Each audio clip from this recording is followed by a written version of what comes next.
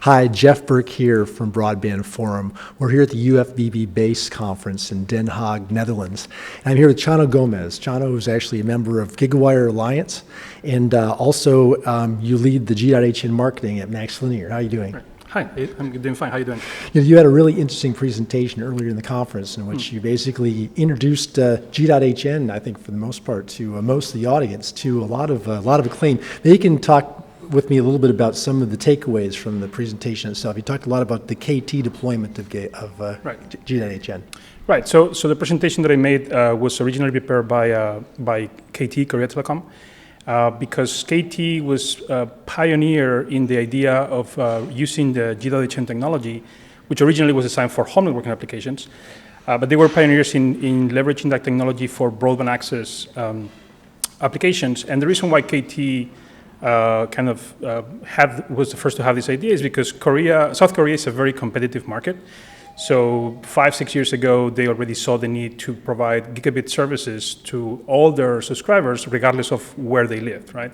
And they had a significant part of their population living in buildings that didn't have optical fiber, or where it was very expensive to install new optical fiber. So we worked with them over several years to take the basic G.hn technology and optimize it and add the features required to deploy it in a reliable way in this kind of old buildings that only had copper wire.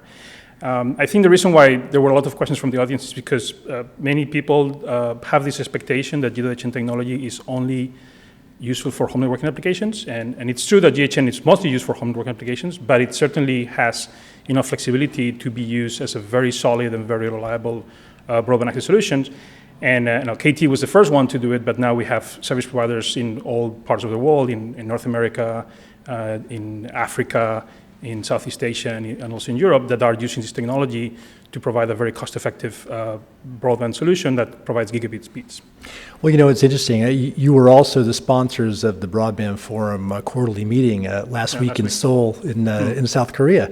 And I got to witness firsthand, actually, actual deployment through a gracious tour that Korea Telecom gave us. Right. And, as a technology for a MDU environment, it seems fantastic, with the opportunity to get almost 10 times the amount of speed into using existing infrastructure over traditional copper technologies. Yeah, absolutely.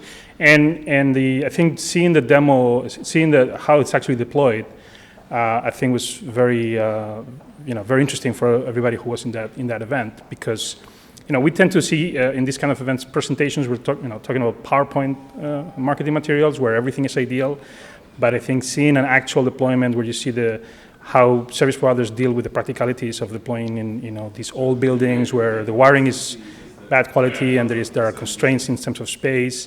I think seeing how they address those challenges is always very interesting.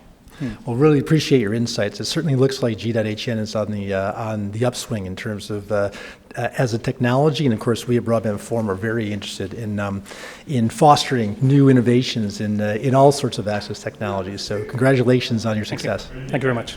This is Jeff Burke signing off from Den Haag.